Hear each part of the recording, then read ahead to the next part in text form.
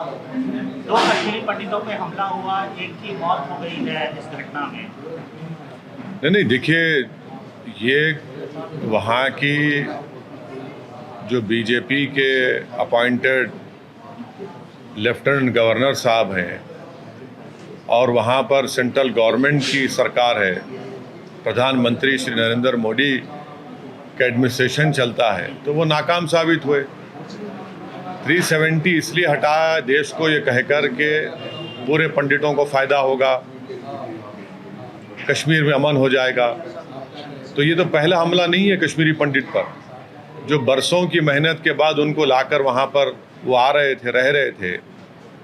आज वो उनको आप उन कश्मीरी पंडितों को आप बिल्कुल ही अनसेफ कर दिए, और वो इसलिए अनसेफ हो रहे हैं क्योंकि आपकी सरकार ने उनको कोई सेफ्टी प्रोवाइड करने में सरासर नाकाम साबित हुई है। और कश्मीरी पंडित तो कश्मीर छोड़ के जाना चाह रहे हैं। हमने और आपने देखा कि वो प्रोटेस्ट कर रहे थे रोडों पर आकर, उनके एनक्लेव्स को रातों में पुलिस बंद कर दी थी कि वो निकल कर ना जाए कहीं। तो ये मोदी सरकार की नाकामी का एक और मिसाल है कश्मीर में, और इसकी पूरी जिम्मेदारी जो है वो भारतीय जनता पार्टी और उनकी सरकार पर आती है कि उन्होंने वो कश्मीरी पंडितों को उनकी जान की हिफाजत करने में नाकाम साबित हो रहे हैं। और बिहार और उत्तर प्रदेश के जो मजदूर हैं, प्रवासी मजदूर हैं, वो भी कश्मीर में काम कर रहे हैं, उनको भी निशाना बनाया जा रहा है सर। तो ये सवाल जो है देश के प्रधानमंत्री को देना चाहिए था। इस बात का जवाब जो है गृह मंत्री को देना चाहिए, रक्षा मंत्री को देना चाहिए, बीजेपी को देना चाहिए। आपने बड़े बुलंद बांग दावे किए थे, अब क्या हुआ उन दावों का? पूरे कश्मीरी पंडित आज डर और खौफ के आलम में जिंदगी गुजार रहे हैं, वो कश्मीर छोड़ना चाहते हैं, और सरकार ये नाकामी है, बीजेपी की नाकामी है। कल प्रधानमंत्री ने अपने भाषण में बहुत कुछ कहा, पंच प्राण को लेकर के 5 बातें जो भारत के लिए अगले आने वाले कई सालों तक इसके बारे में बात की। और जो हमेशा आप बोलते थे कि एक भी मुस्लिम फ्रीडम फाइटर का नाम नहीं लेना था, तो उन्होंने 2 नाम लिए। और तीसरी बात वेद की औरतों की सुरक्षा के बारे में बात किया उन्होंने। सुनिए, भारत की जंग आज़ादी के लिए प्रधानमंत्री सिर्फ 2 मुसलमानों का नाम लिए तो क्या करूं, मिठे बांटूं मैं? ऐसे हजारों नाम हैं। प्रधानमंत्री को बोलना पड़ा, अशफाकुल्लाह का नाम लेना पड़ा, हजरत महल का नाम लेना पड़ा। ऐसे कई मुसलमान उलमाओं का, मुसलमानों का, जिन्होंने भारत की जंग आज़ादी में अपना खून पसीना भी बहाया, अपनी जानों को कुर्बान भी किया, तो उनका जिक्र करना ज़रूरी है। कैसे हमको 47 में और 1930 की मेहनत से 47 आज़ादी मिली? नहीं, हमको आज़ादी मिली 47 में इसलिए क्योंकि जंग प्लासी में सिराजुद्दौला ने अजीम कुर्बानी दी, फिर बक्सर की जंग हुई, फिर सैयद अहमद शहीद की शहादत हुई बालाकोट में, 1799 में टीपू सुल्तान की शहादत हुई, फिर सन 57 में जंग आज़ादी हुई। तो 47 में इन तमाम का एक सिलसिला चलता रहा। अब रहा सवाल प्रधानमंत्री के भाषण का, जिसमें उन्होंने महिलाओं के बारे में बात कही है। हम प्रधानमंत्री से पूछना चाह रहे हैं कि ये आपका अमृत उत्सव है क्या, कि जिस महिला को जो 5 महीने की प्रेग्नेंट थी, जिसके साथ बलात्कार हुआ, 11 लोगों ने मिलकर उसका रेप किया और उसके परिवार के 4 महिलाओं का रेप और मर्डर कर दिया। बिल्किस बानो को उसके पड़ोसियों ने, जो उसको जानते थे, बिल्किस बानो जो 5 महीने की प्रेग्नेंट थी, उसका बारी बारी से 11 लोगों ने उसका रेप किया, उसके सामने उसके 3.5 साल की बच्ची के सर को पत्थर पर मारकर उसको कत्ल कर दिया, और उसके साथ जो 4 और महिलाएं थी उनका रेप करके उनका मर्डर कर दिया। और ये तमाम के तमाम करने वाले बिल्किस बानो के पड़ोसी थे। बल्कि जब बिल्किस बानो का रेप हो रहा था, तो जो बिल्किस बानो अपने हाथ में चूड़ियाँ पहनी हुई थी, वो अपने पड़ोसी की दुकान से खरीदी हुई चूड़ियाँ थी। और बिल्किस बानो को बॉम्बे हाई कोर्ट में वहाँ पर सज़ा हुई, बल्कि ना सिर्फ उन 11 लोगों को बल्कि पुलिस के ऑफिसर्स को भी और डॉक्टर्स को भी, क्योंकि वो कनाइफ कर चुके थे एक्यूज के साथ। ये कौन सी अमृत उत्सव की मिसाल भारत के प्रधानमंत्री दे रहे हैं कि उनके गुजरात में भाजपा की सरकार है और एक महिला को जिसको 11 लोगों ने उसका रेप किया, जो प्रेग्नेंट थी, 3.5 साल की बच्ची, उसकी बेटी को उसके सामने उसकी हत्या कर दी, उसके 4 परिवार के लोगों को कत्ल कर दिया। ये कौन सा है ये? सुप्रीम कोर्ट ने ज़रूर कहा था एग्जामिन करो, सुप्रीम कोर्ट ने कहा नहीं था ना कि छोड़ दो बोल के। अगर आप छोड़ना चाहेंगे तो फिर आप क्यों नहीं छोड़ते मुंबई ब्लास्ट में जो रुबीना मेमन है, 17 साल से वो भी जेल में है। गुजरात में वडोदरा सीरियल ब्लास्ट में 18 साल से जेल में है। गोधरा के लोग 19 साल से जेल में है। छोड़िए ना इनको भी आप। जो भी डिसीजन भाजपा लेती है वो एक रिलीजियस समुदाय के हक में हमेशा लेती है और कंप्लीटली बायस्ड होकर लेती है। यकीनन सीआरपीसी में प्रोविजन है, मगर इसका यह मतलब नहीं है कि ऐसे हीनियस क्राइम के लिए, और वो भी आज़ादी का अमृत उत्सव हम मना रहे हैं, 75 साल की आज़ादी, और ख़ुद प्रधानमंत्री का लाल किले से खड़े होकर महिलाओं के बारे में, नारी के उसको पावरफुल करने की बातें करते हैं, और ये काम होता है।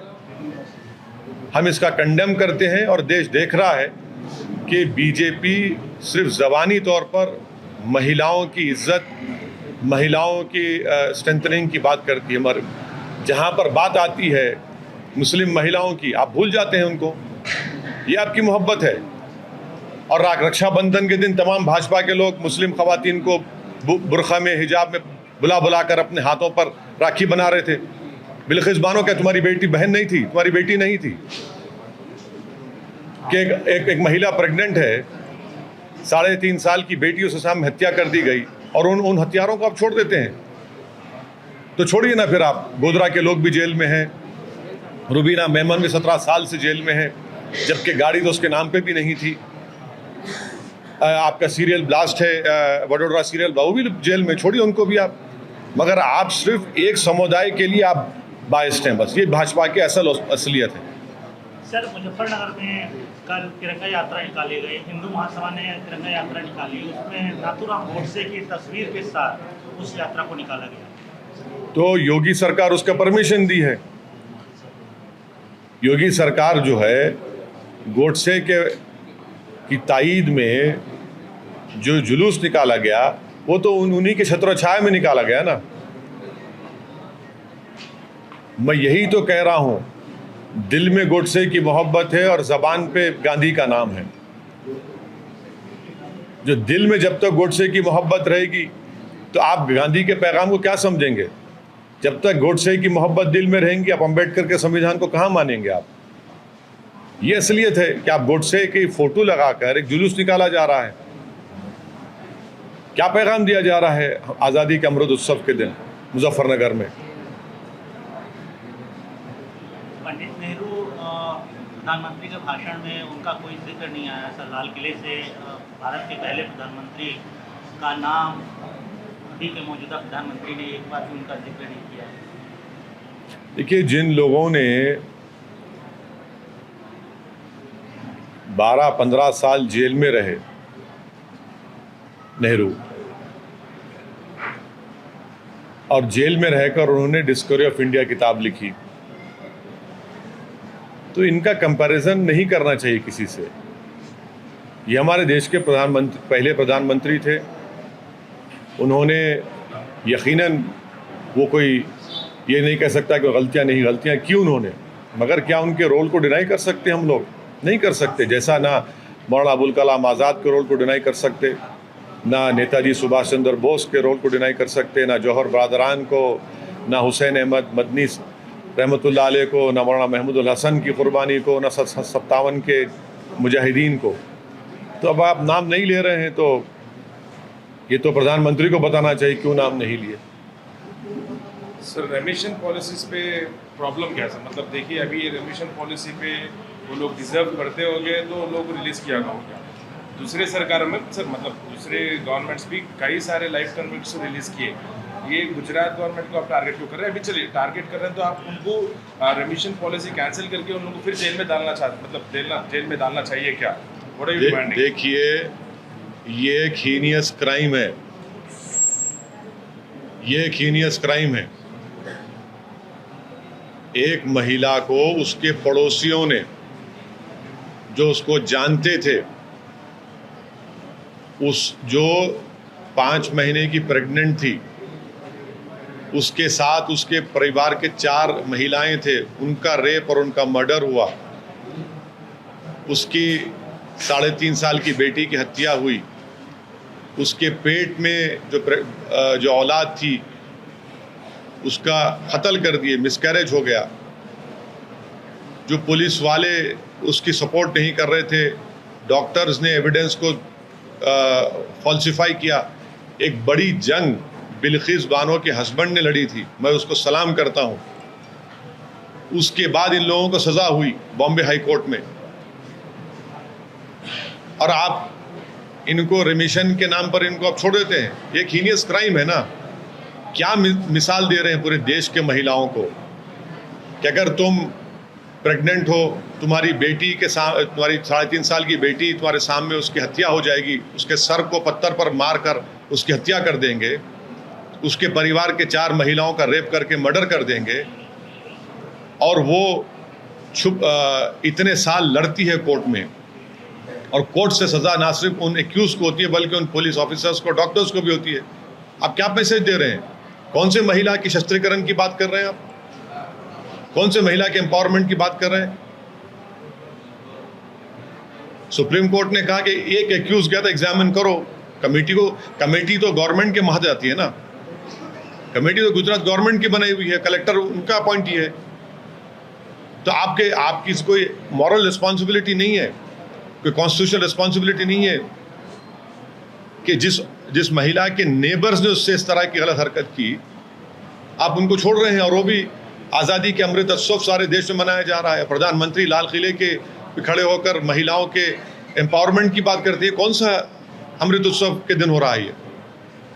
तो फिर रुबीना मेमन 17 साल से जेल में छोड़ी ना, उसको क्यों नहीं छोड़ा था रुबीना मेमन को? क्या कल एक ऐसा दिन भी आएगा कि जो दिल्ली में जिस बच्ची के साथ रेप हुआ था, क्या चंद साल के बाद बीजेपी छोड़ देगी उनको भी? क्या उनकी तो फांसी भी होगी उन लोगों को, दूसरे भी कई जेलों में हैं, तो उनको भी छोड़ देंगे आप? तो ये गलत मैसेज गया है। गुजरात गवर्नमेंट ने बहुत गलत डिसीजन लिया, गलत मैसेज गया है। और ये इसमें मैसेज में ये भी है कि अगर कोई एक समुदाय के हक में बीजेपी हमेशा डिसीजन लेती है, ये तुष्टीकरण की राजनीति बीजेपी कर रही है। आप डिमांड क्या करते हैं सर? मतलब उनको फिर जेल में डालना चाहिए या फिर क्या करना चाहिए?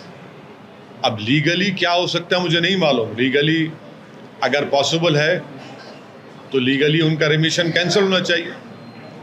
आप कैसे छोड़ सकते हैं? क्या जो पड़ोसी है, रहकर पड़ोसी थे बिल्किस बानो के लोग, जब बिल्किस बानो का रेप हुआ तो वो जो रेप एक्यूज की दुकान से बिल्किस बानो उसके चूड़ियां पे खरीद कर पहनी हुई थी, वो चाचा चाचा कहकर पुकार रही थी, और उन्हीं को आप छोड़ दिए। क्या मैसेज दे रहे हैं महिलाओं की सुरक्षा के बारे में भाजपा वाले? सर, टीपू सुल्तान के ऊपर, सावरकर के ऊपर काफ़ी विवाद हो रहा है, और कई जगहों पर तो इसका वो जो विवाद है वो काफ़ी ज़्यादा वायलेंस का रूप भी अख्तियार करता है। ये पूरा विवाद क्यों देखते हैं, खासतौर पे जब हम 75 ईयर्स ऑफ इंडिपेंडेंस मना रहे हैं? जब पहली जो कॉन्स्टिट्यूशन की किताब लिखी गई थी, जो भारत के पार्लियामेंट में है, उसमें किस किस की फोटो है, किसकी फोटो नहीं, देख लीजिए जाके आपको पता चल जाएगा कौन, पता चला। और क्या सावरकर का सुप्रीम कोर्ट के रिटायर्ड चीफ जस्टिस के कमीशन में नहीं कहा गया कि सावरकर महात्मा गांधी की हत्या में कॉम्प्लिसिट है, कॉन्स्पिरेसी में शामिल है? कपूर कमीशन की रिपोर्ट नहीं है क्या? वो रिपोर्ट में है वो बात। अभी पिक्चर भी बना रहे हैं सर सावरकर के बाद से, आपने सावरकर पे फिल्म भी बनाई जा रही है। हाँ, जो करते करिए। आप तो तारीख को उल्टा करना चाह रहे हैं, आप तारीख को उल्टा करके पेश करना चाह रहे हैं। सर जैसा आप like you have said there were several people freedom fighters whose role can't be denied. Same as well, we can't deny the role of Savarkar in the freedom Yes, fighting. we cannot deny his role in the murder of Mahatma Gandhi. You have to read the Justice Kapoor Commission report. You cannot deny the fact that he wrote mercy letters to the Britishers. And strategy, sir. It is strategy, okay. I didn't knew that writing mercy letters and praising the Britishers. And also I didn't knew this strategy was that after the murder of Allah Bakhsh, a government was formed with Mr. Savarkar's party and Mr. Jinnah's party together in alliance. When the call of Quit India movement was made, I didn't know it was strategy that Mr. Savarkar and Mr. Jinnah were not in favor of Quit India movement. I didn't know that. I mean, this is a new information to me. But Savarkar was referred and mentioned by Prime Minister in his speech also. Yes, he has to refer it. He has to refer it because it's an ideological thing for him.